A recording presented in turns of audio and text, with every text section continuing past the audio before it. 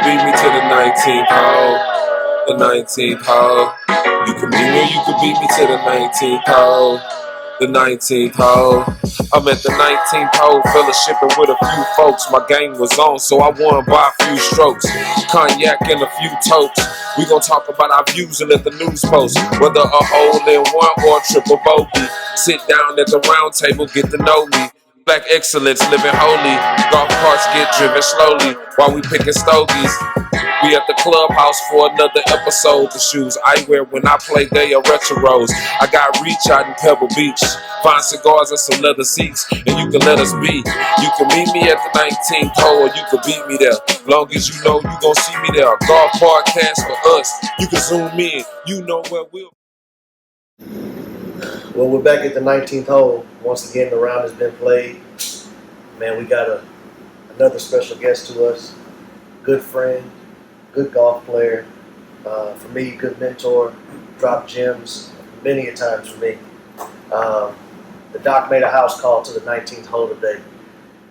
I'm your host, Warren Hardy. Once again, I got my partner in crime, the golfer bro himself, Jay Reed, and I got Dr. Anand in the house.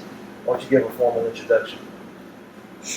Well, appreciate y'all having me out here. I'm Anand Saranathan. I'm one of the members up here at International House of Stoughton. So I really appreciate y'all having me out for this 19th hole podcast. Oh yeah, we've been trying to get you out for a second, like for a minute, since we first kicked this thing up, man. So, have you played today, or have you played recently? No, we're gonna try to get out first thing in the morning. That's what time? Tomorrow morning, 8:30. 8:30. We at Sienna. Yeah, Okay. it looks anything like it does today. Absolutely. It's It's gonna gonna be be nice. a great day. Before we get too far into it, which one of y'all want to introduce this to? Well, we can both do it. Doc, you started and then I'll finish.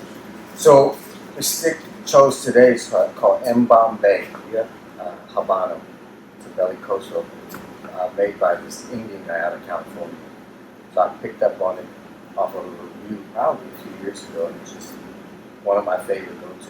Hard to find, one of my favorite go-tos. Yeah, and I'm like Doc, man. It's one of my favorite brands, and I remember when I was working at Halliburton, I would take these long lunch breaks on Fridays and things, and this was one of the special cigars that I would pick up. And the guy over there told me about it because normally a cigar might have every cigar has a wrapper and a binder, but they might only have 1 or 2 leaves in the filler. But this guy has some of them have 3, 4, 5 different leaves just in the filler alone. That's what it's been giving this thing so much flavor. So this one here is I had to look it up, man, but it's Ecuadorian Habano wrapper, Ecuadorian Criollo binder, and then the filler, Nicaraguan and Peru. So I mean Peru. Last time you got a cigar that has wrapper from or tobacco from Peru. So that's what we're smoking today, man. So we'll see how it does. I've never heard one. Yeah. I've never heard one. Well, so far the introduction is pretty good, very mild, and it's going great with this proper grind bean that I got. Plug. No doubt. There it is. Shout out to Proper Grind Coffee. If you ain't got it, go get it.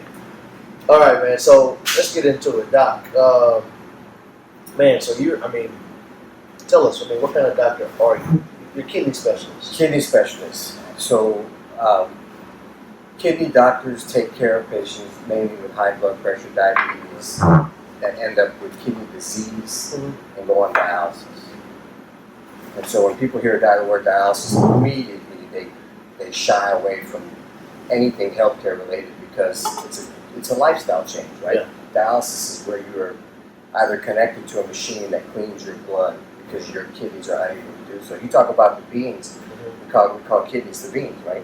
Right. And so if you take a filter, if you take a coffee pot and put beans in it, coffee beans in it, you fill your pot up and you hit the start button, your first batch comes out nice and dark because it's filtered. That's what your kidneys do in your body. As you start progressing to kidney disease, you can no longer filter. So imagine pouring out that batch of coffee, refilling the water back up and just hitting start. Don't change your beans, just hit start. The next batch is lighter. And it keeps getting lighter and lighter and lighter. If you notice, when you wake up in the morning, the first time you pee, it's nice and dark. And as the day goes on, it's lighter and lighter and lighter. That's the kidneys. For people that don't work, they don't get that darkness. It's always clear because they can't filter the bad toxins out of your body. And that's what dialysis does. It filters the bad toxins out. So if the night of us drinking bourbon up here at the National House of Stoke, and that next morning it's like gold.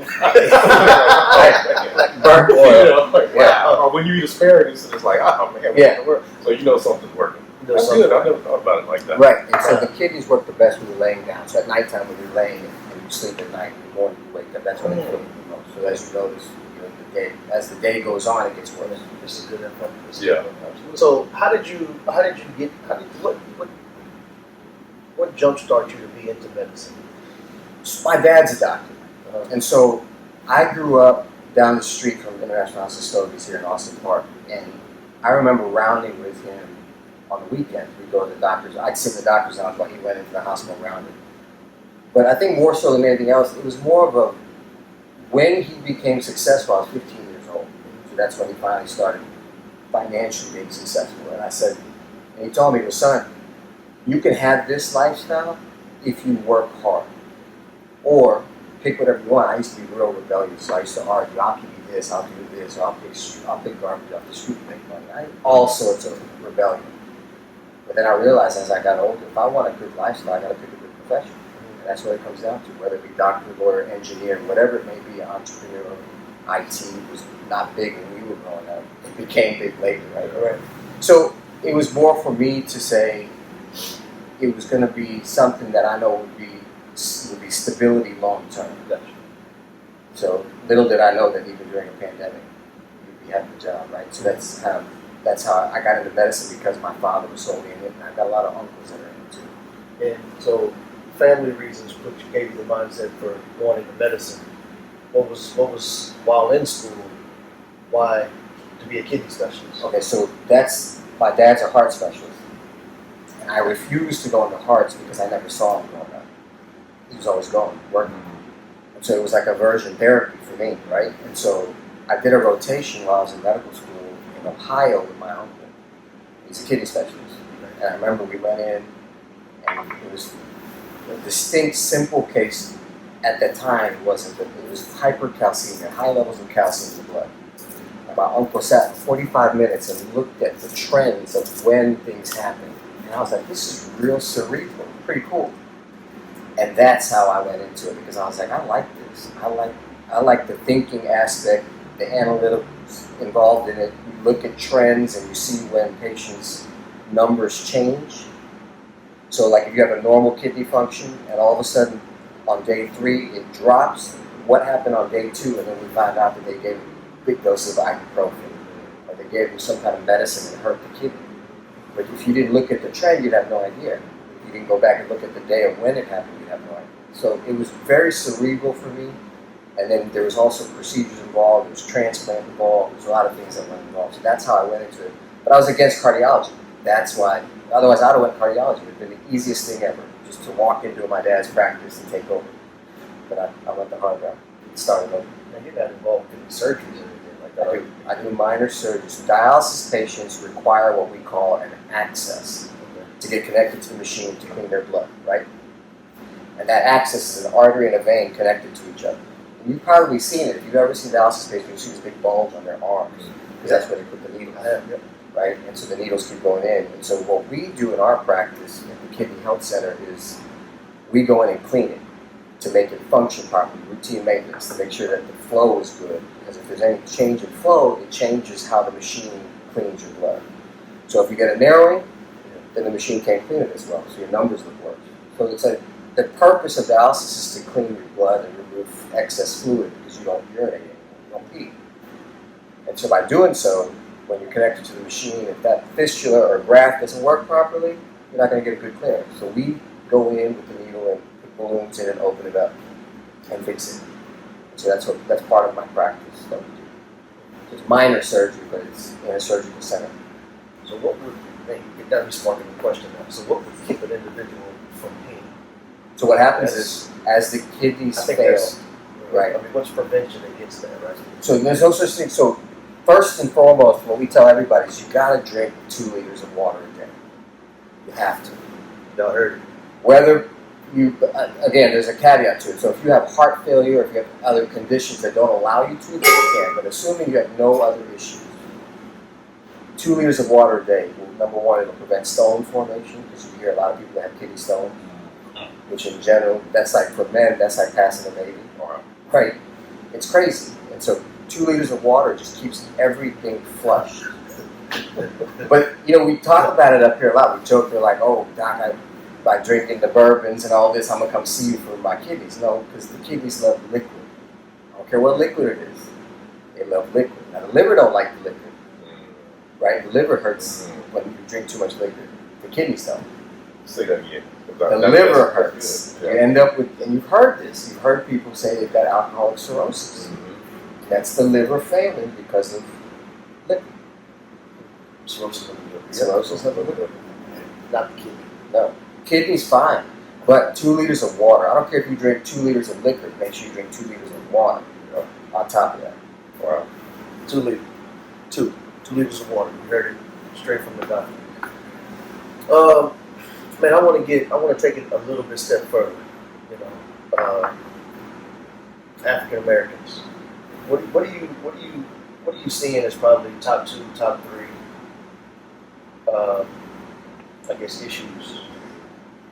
So, or is it not just based on solely African Americans, or just top 3 causes of kidney failure, if you will? number one cause of kidney failure worldwide is diabetes. Okay? That's almost hereditary.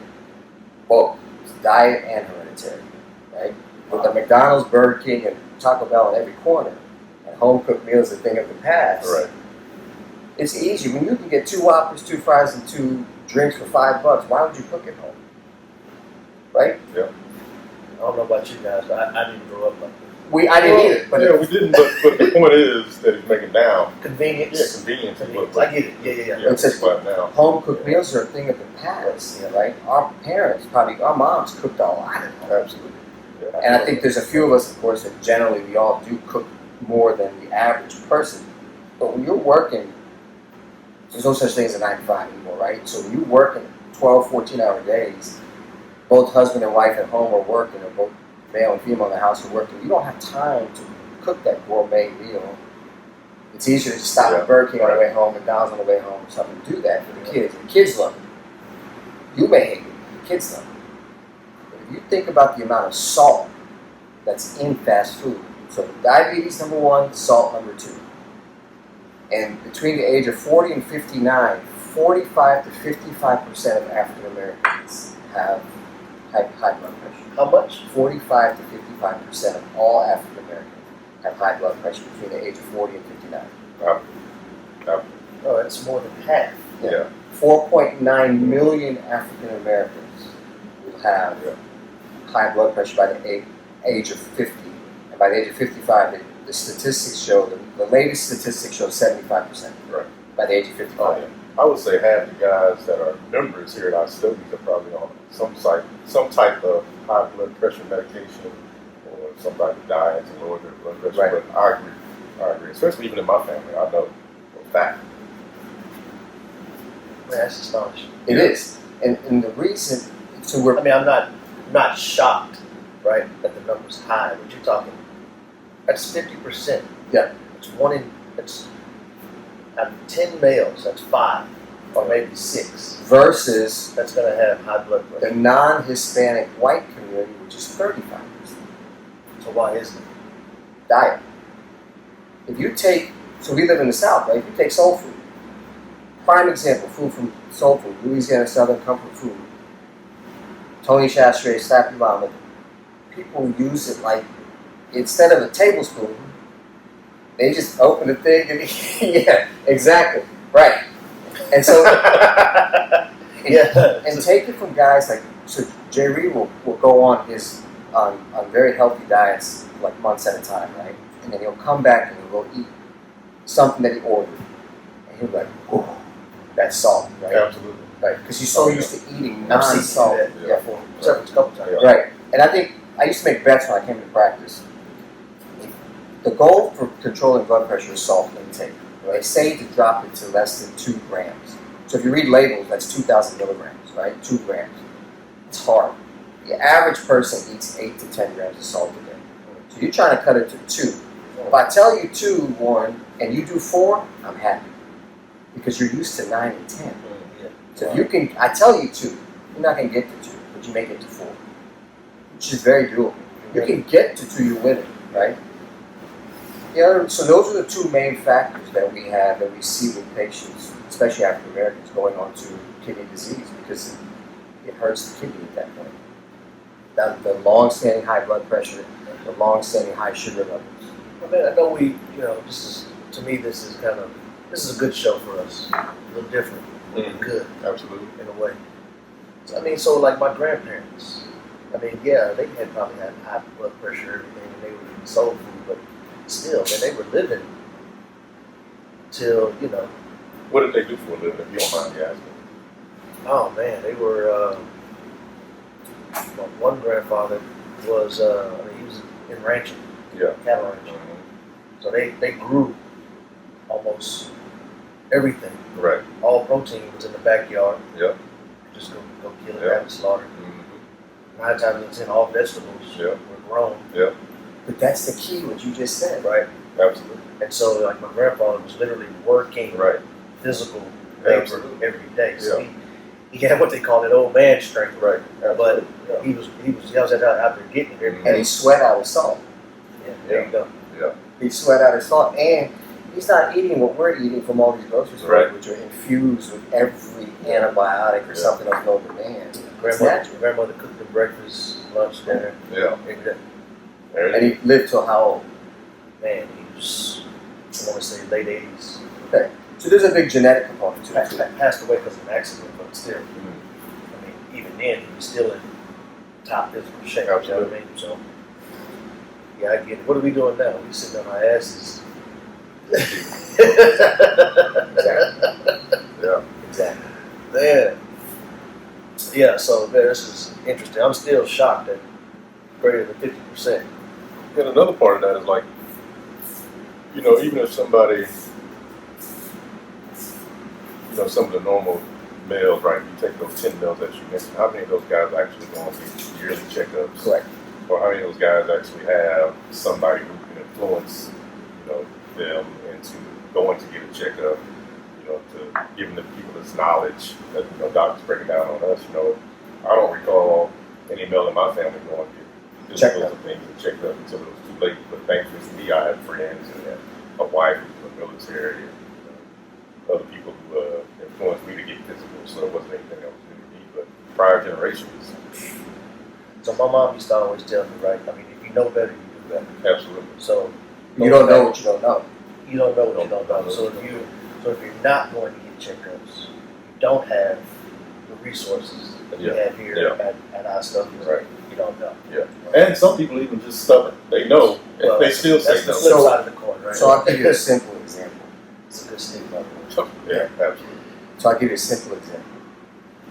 It's as simple as going to your CVS and Walgreens to put your arm in the machine to check your blood pressure. But that number shouldn't alarm you. It should make you act on it, right?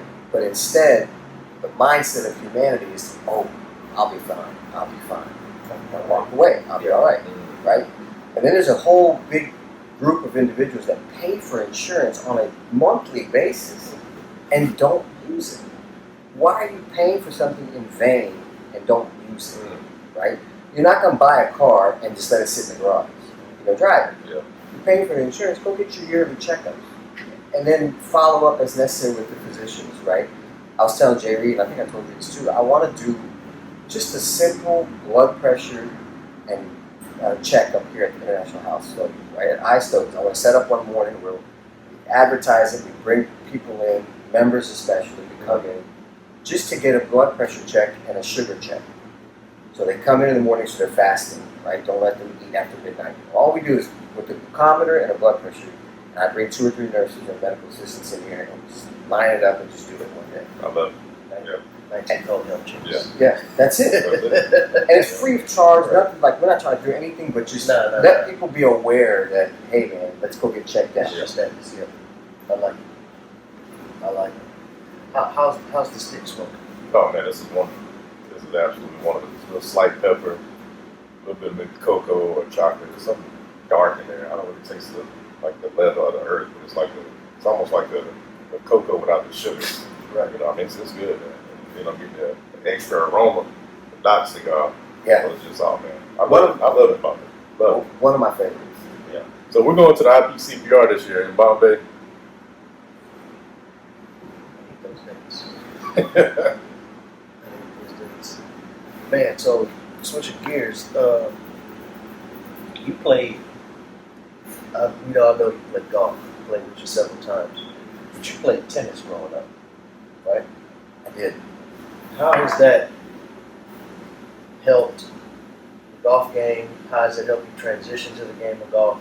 Speak on that a little bit, or if it hasn't, then just say, "Nah, man, I've had to start over from scratch." I mean, some of the scores show you probably haven't helped at all, but I think a lot of it is hand-eye coordination. Yep. Right? When you play any sport, hand-eye coordination, baseball, right? Hand-eye coordination, so that really tremendously allows you to make contact. Now, for me, and you guys all know that I come over the top on my swing because that's what feels comfortable for me. And in golf, a lot of it is your left hand and wrist. In tennis, for me, it's all my right. So I've compensated because I can't do the left properly, I always compensate by using my right to turn the club, where it should be your left turning the club. Yeah. So when you come through, you should be able to swing through and flip your wrist to turn the club. Yeah. I use my right because I can't do it. And most people do, but when you talk to scratch golfers like Rob's cousin, Right. Dudley, and that's what he's telling me. He's like, I need to learn how to control my left. But he said right now, he said, when I hit a fade or a slice, he said, I'm coming through his open. He wants that to get to the target and then turn it over afterwards. Yeah, thinking about it now. You watch Tiger will tell you. Thinking about it now, I'm here. Yeah, and that's me. In baseball, it's kind of the same thing, right? They turn the wrist. baseball back. So the way tennis helped me was solely hand-eye coordination. Solely hand-eye coordination. Because I never took a lesson until the first time I took a lesson was last year. I took one lesson just to make sure, and it was as simple as my stance was completely unbalanced. And so he fixed my balance. And so that helped me more in contact. But the competitive drive I played in tennis, because I played at like a semi-pro level, translated to golf, became very competitive until I realized golf is not about me playing and beating anybody on the course. It's about me beating that course. Right? It is not about me scoring better than any of the 3 guys or 4 guys or 5 guys, whoever I play with. I'm not trying to beat you.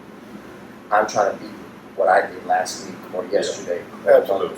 Yeah, there's too many guys, in my opinion, sitting up here watching the PGA, because that's the only thing they have to watch, right? They don't show like high school golf or casual golf. Like for instance, in basketball, we just go play a big game of basketball. It is what it is. But for golf, all we're watching are the pros. But these guys, only thinking about is like pros who are playing for money, playing for a purpose to beat other people. But for us, we're just weekend golfers, man. It's not really that serious. It's really not. But you got to get past the egos. That's the key, right? I think a lot of it is unless you've got a wager going. Unless Mark is there. Yeah, that's what I'm saying. That's a wager. Right. And I'm like, what do you really win? I mean, you get a cigar, you might get $20, you might get some bragging rights. But no, how long does that last? And you got to do it again. No, I agree with you. It's about playing the course. Trying to score against the course. Yeah, we take it to a different level. No, we do. It's like, I could see if we were all 70s and 80s guys. That would be great. But you shooting 105 and 110, you happy because you beat somebody who shot a 120? Yeah, right. I like it. Look at the camera one more time. Say it one more time. Right? I ain't shooting 120. I wasn't talking about you, but just, No. It's true, though, man. You want to be out. We had a guy come on the show. And he talked about the importance of course management. Oh, right. Remember that? Oh yeah. He said, look. He said, first of all, and these guys are. But he goes green to tee. Oh man, not tee to green. Right. We go tee to green. Yeah. Right. Yeah, that's what he said. I go tee to woods to green. When I was watching that episode, it was fantastic the way he explained it, because shout out to Avid. Oh, yeah. Right, absolutely. If you take golf and relate it to day-to-day life, which you can do, right? Because it's one of those sports you can do that. Golf will chew you up from the moment you hit the tee box to before you putt the last putt on the 18th. right? And it's only you against it. And how do you compose yourself, get your mind right? Because you're going to hit bad shots. Right. It's how bad are your bad shots going to be, Right. and what can you do to make up for them? Right? Yeah. Golf is all we talk about all the time. You've heard all the sayings. It's a game of inches, right? It's a game of bad misses. It's not a game of good shots. It's a game of good inches and bad misses. Yeah. Can you minimize your bad misses Yeah. to make your up and down? Oh, yeah. So, since you say that, I was watching the LPGA last week, right? And they had, I don't know if it was Jessica or Nelly Porter. Whichever one that, the sister that won, right? And they were showing the stats of them reaching the green from the rough.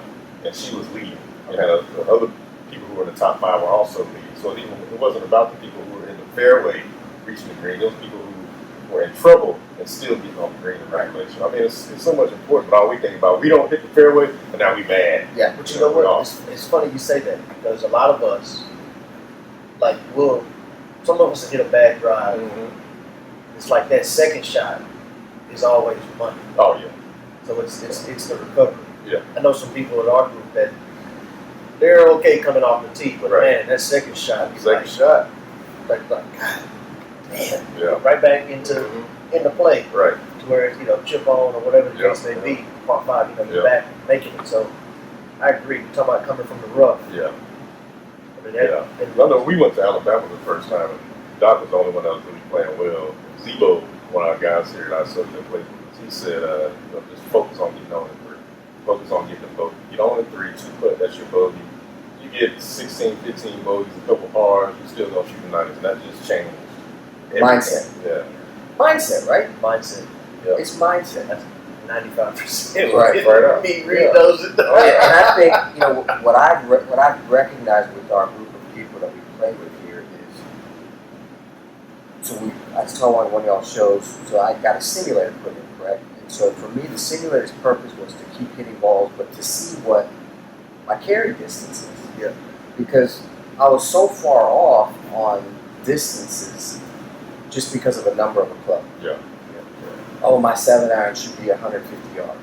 My 7-iron is not 150 yards, right? You can't compare Correct. clubs to the next man you're playing with. Right. That's That's another pet peeve. Like, you hit a shot, you get up there, you get your 7-iron. What's your swing? 85 yards. Oh, what'd you swing? Instead of like, what's the distance, right? What's the carry distance? That's the important thing, like you just said. What's your carry distance? If you got to hit the 6-iron to go 150 yards, hit the 6-iron. You get a pitch on it. But you remember when we had the guy on the show, he said going from green to tee. We go from tee to green. Absolutely. He was like, man, we already know the numbers. Right. Like, we're not even thinking about that. Right. We want to manage the course. Yeah. So, okay, so the tee is this way. Pin placement. Pin placement here. Okay. I got to be able to hit this shot to have it look in. So we talked about it. He talked about it. Several other people have talked about it. The biggest thing is what? Course management. Yeah. You know your numbers. Right. I remember. Or you don't numbers. He said he got the simulator to figure out Just the numbers, right? what are my numbers. Yeah. I remember Jay Reed and Rob when I played Pearland Country Place, I think it was, and they played pitching wedge from drive to green. And so driver to green, they bogey. Pitching wedge to green, they bogey. True story. And how much easier would it have been to just hit pitching wedge, Right. pitching wedge. Yeah. Ken and I did that same thing when he had his membership over here at Sweetwater, right? So neither one of us were hitting our driver for the crowd. So we said, we need to drop in the car, and we put it in the bag. We don't see out with irons all day long. We both shot the 87. After struggling for high 90s for that whole summer. It's amazing. It is. I want to do that once. Yeah, you hit your long irons just as far as some of us hit our drivers. Right. In the fairways. So, wow. Yeah. Until you figure out that lead the drive on the range. Until you Until you get it right. I was playing with Brandon one day, and I think I hit the driver twice, good, and then it went like 2-3 holes bad. And I was like, screw it. I pulled a 3-wood. I heard Brandon say, I ain't never seen old Ray Gibson give up. But the next 4 or 5 holes, the 3-iron was going like 220, 230. Yeah. And Martin looked at me and said, don't you pull that driver out no more. Yeah. And then, I ended up pouring like 4 or 5 holes straight. Yeah. But Another thing that really helped me out, again, from going back to the Avid show, and I've heard you say this before too, is those little stinger shots. Just take like a 7 or a 5, and you can get you like another 180, maybe with the roll out, instead of taking a full swing, Right. and then potentially slicing it or fading it, Duffing it. or whatever. That has worked for me, especially if there's like a narrow fairway with, Right. with hazards. And I'm like, man, I know I can crank this 5-iron, 190 and roll 200, but let me just put it back in my stance, slap it up, and it may roll 170, 180. Now I'm safe.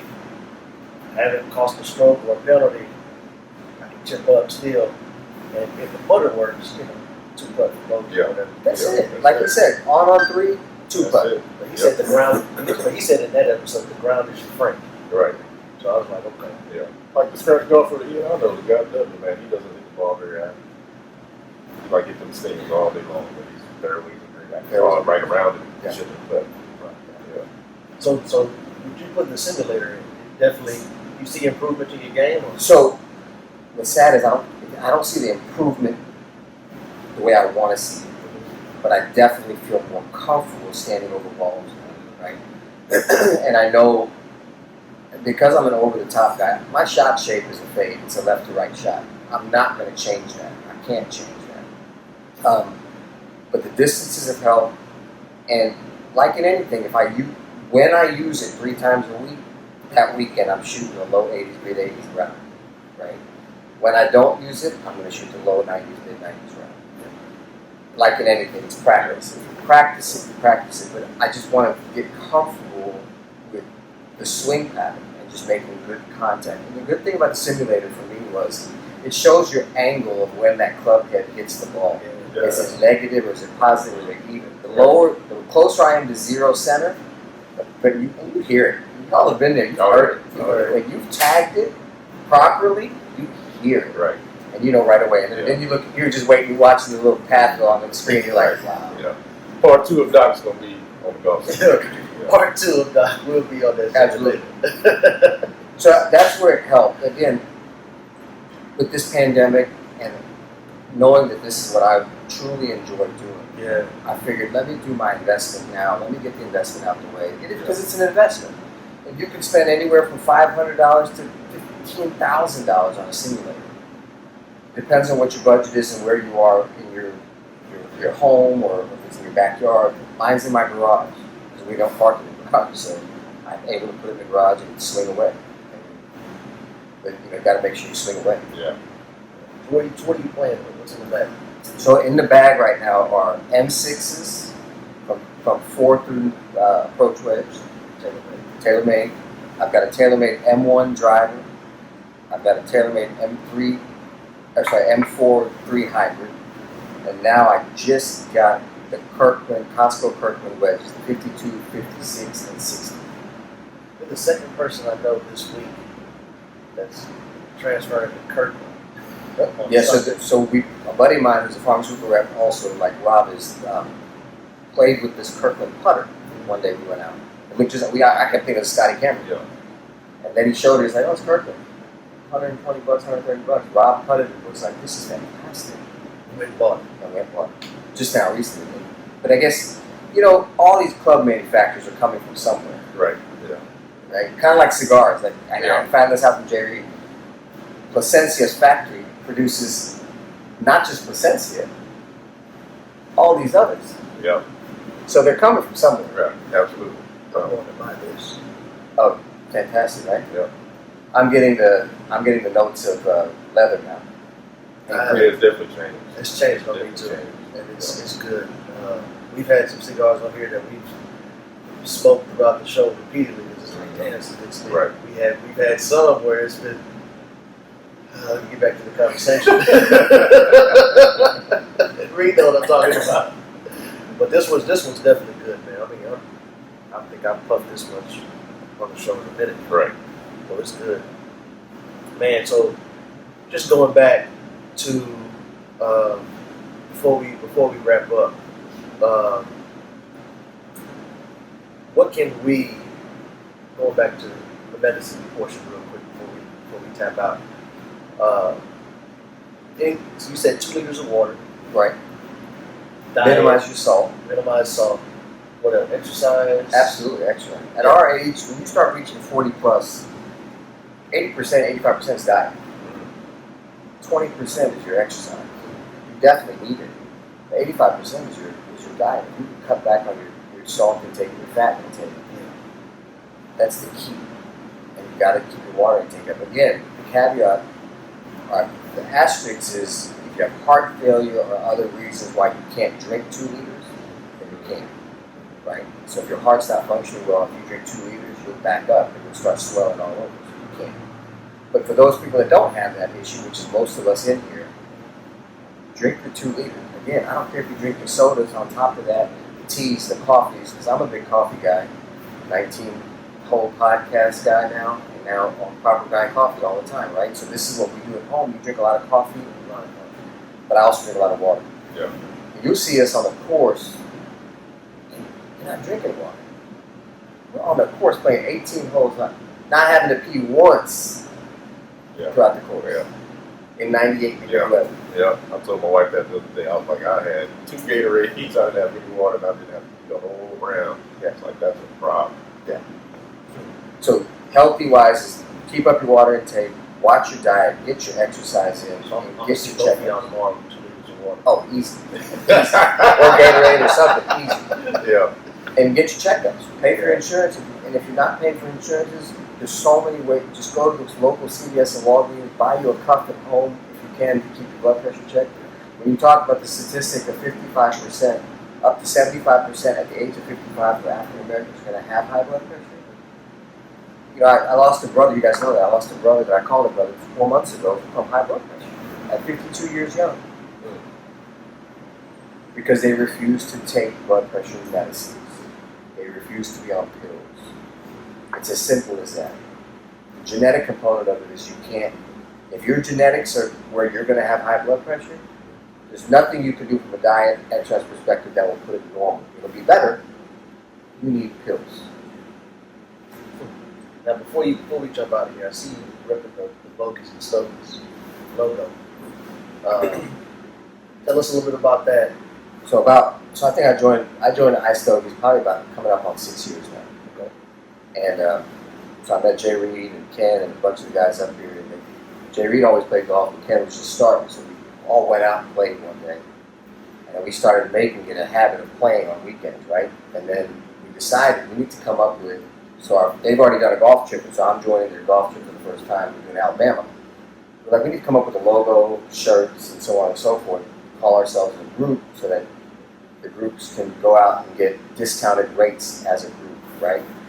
So we came up with Bogies and Stogies. I don't know who came up with the design and name of Jerry. I think it was Ken and his cousin. Okay, yes, they came up with the design, put it on shirts, and so it's on our Instagram page called Bogies and Stogies, right? Yep.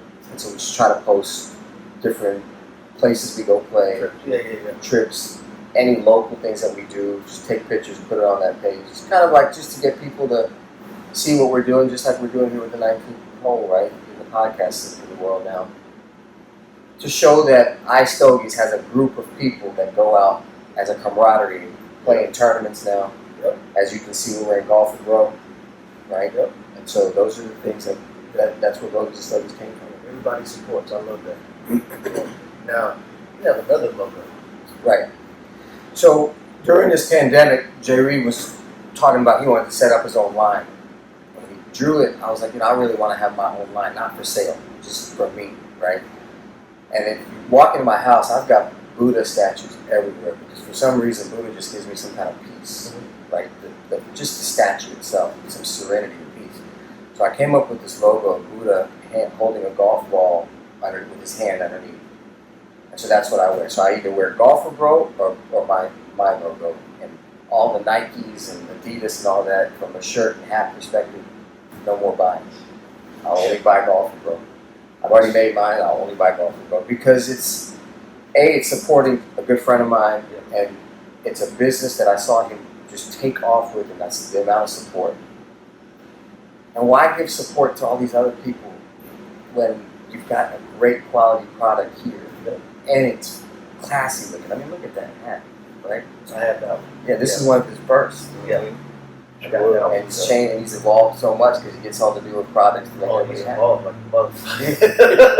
Right? And so that's where it came about. But Yeah, he stays getting better, man. That's what I like about the brand too, and everybody's on. So kudos, shout out to Golfer Bro. This is the man himself. But golferbroapparel.com. Is that right? That's right. Yep.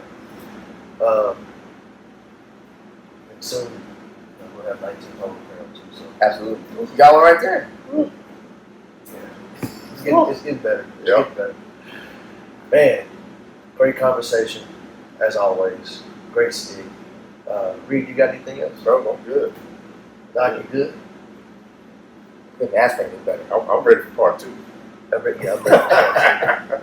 All right, so before we go wrap up, 2 liters of water, low sodium, and exercise. Once again, I'm Warren Hardy. Got my partner in crime, the golfer bro himself, Jay Reed. Thanks for the doc, Dr. Saranathan, for making the house call to the 19th hole. Get them straight. See you next time. Later. The 19th hole, fellowshipping with a few folks. My game was on, so I won by a few strokes. Cognac and a few totes. We gon' talk about our views and let the news post. Whether a hole in one or a triple bogey. Sit down at the round table, get to know me. Black excellence, living holy. Golf carts get driven slowly while we picking stogies. We at the clubhouse for another episode. The shoes I wear when I play, they are retros. I got reach out in Pebble Beach. Fine cigars and some leather seats, and you can let us be. You can meet me at the 19th hole, or you can beat me there. Long as you know you gon' see me there. Golf podcast for us. You can zoom in. You know where we'll be. Won't you tune in? Meet me